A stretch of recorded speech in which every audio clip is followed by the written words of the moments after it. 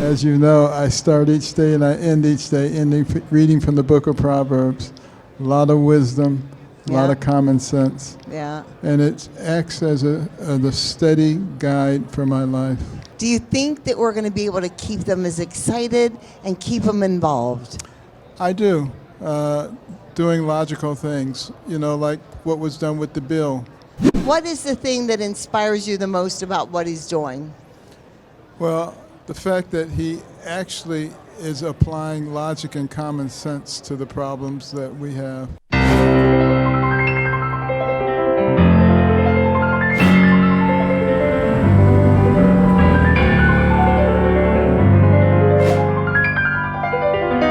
Hi, everyone. Elaine Beck here, and of course, we're Proverbs Media Group.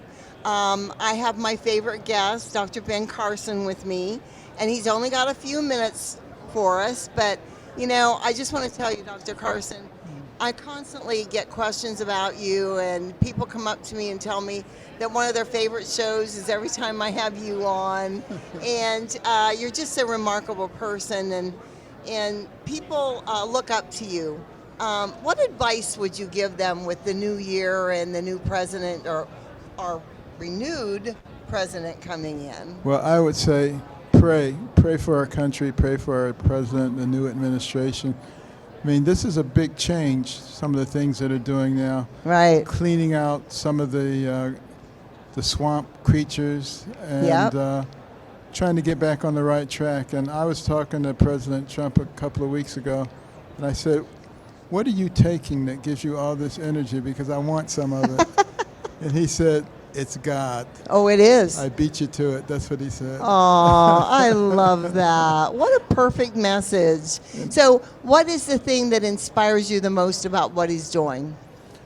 Well, the fact that he actually is applying logic and common sense to the problems that we have. Praise Jesus. I mean, this last administration that is ending, thankfully, did all kinds of things that made no sense whatsoever. Right. And, I was in Europe. I was saying to the people there, what do you think of the United States? They said, we think you've lost your minds. I mean, when the Absolutely. Europeans are saying that about you, you've gone pretty far off the trail. Yeah. And I'm just so glad that the American people saw through the most intense gaslighting campaign that has ever occurred. Absolutely. They were smart enough to see through it and understand that America as we know it was at stake, and they did the right thing. Yeah. And that encourages me tremendously. Do you think that we're going to be able to keep them as excited and keep them involved? I do, doing logical things, like what was done with the bill, the budget bill. Right? It was 1,500 pages, and they trimmed it down to 116.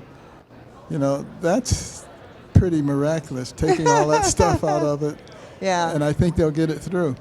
Yeah. But we have to start doing it. We can't keep doing the same stuff that we've been doing in the past. Yeah, I thought they had passed a bill anyway, that they couldn't do that in bills, that they couldn't add all that stuff, and then here we are doing it. They say we can't do it unless we do. That's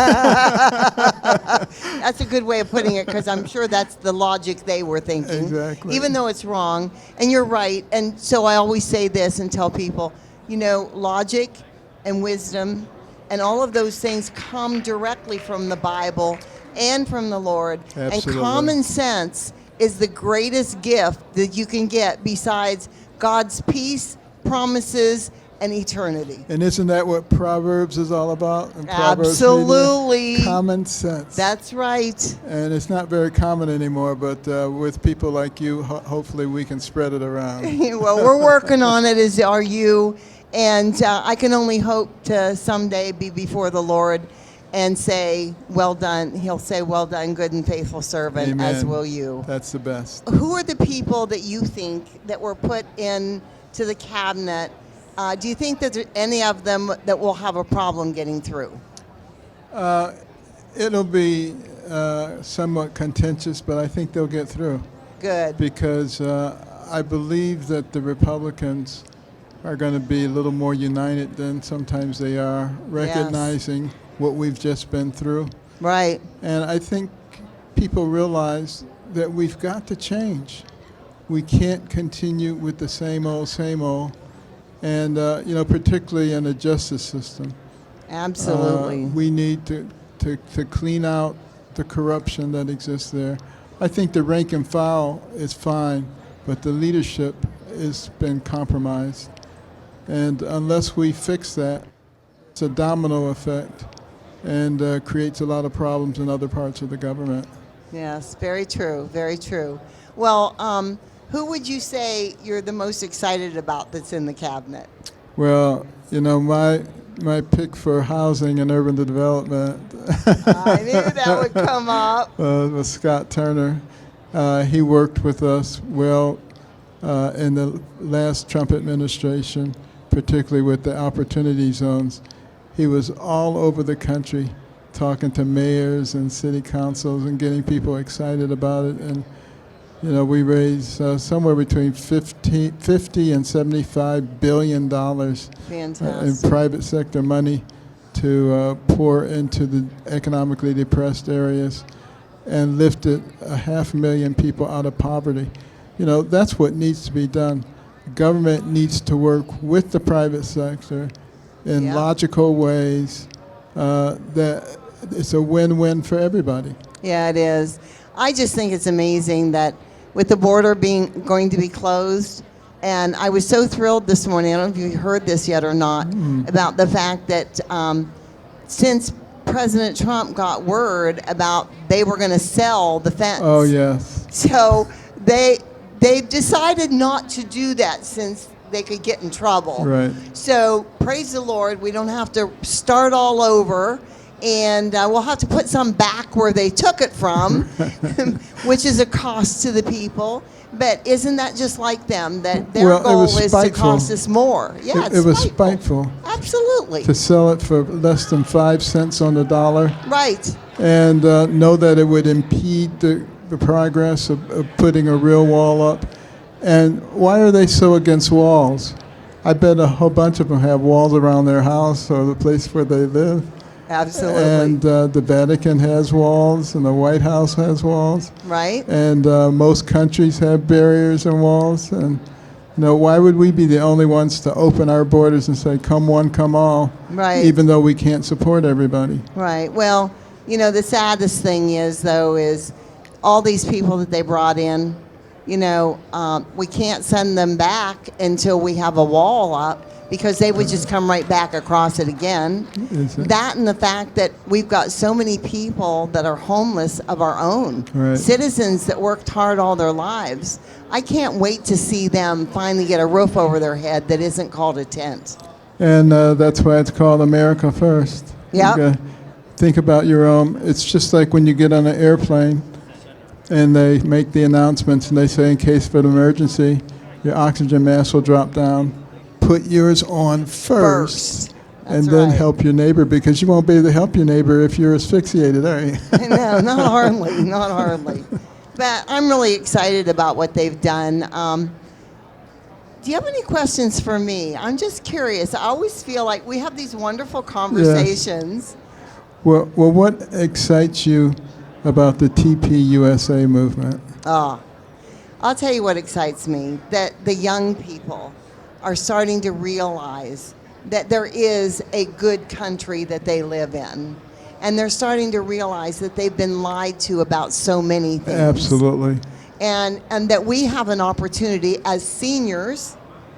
We have a great opportunity, and I haven't heard anybody say anything against it, but I'm starting something called American Wisdom Warriors. And that means that people like you and I, we start telling our stories and teaching these young people what it was like to live in a free country. Absolutely. What it was like to get taught the right things in school and to know the true history of our country. Right. And it makes all the difference in the world, because your history is what your identity is based on. That's right. And that gives you the basis of your beliefs. Yes. And that's why we have so many young people with these errant beliefs in places like Columbia University, running around talking about death to America and supporting Hamas and river to the sea. They don't even know what river or what sea they're talking about. No, they don't. They don't. And it's so sad because, Israel's always been our ally. This has Absolutely. always been a Judeo-Christian country. Absolutely. You know, like I've said before, when we were in school, we had Jewish children and Christian children, and we celebrated their Hanukkah and they celebrated our Christmas. We made trees. We made the what's it called, the menorah. Right. We did all this stuff, and we loved each other, and we wished each other well. And we should, because what's Christmas about? The birth of Christ. Jesus, Yes, who was born a Jew. that's right. That's So right. we got a lot in common. Yeah, it's pretty simple. It's a shame they want to make it so hard and so sad. But we're changing that with President Trump, Amen. with people like you that speak out always and tell the truth. It means so much to everyone because they have a lot of faith in you, Dr. Carson. So I always am honored to have you speak to my guests and that, because they're going to listen, and that's good. Well, I'm particularly pleased to be on with the Proverbs Media Group because, as you know, I start each day and I end each day reading from the book of Proverbs. A lot of wisdom, a lot Yeah. of common sense. Yeah. And it acts as the steady guide for my life. Yes, absolutely. Well, thank you again. I think we're out of time, and they're I gonna think they're we're gonna out get time. us if we don't stop. So God bless you, and we'll talk to you again Thank you soon. so much.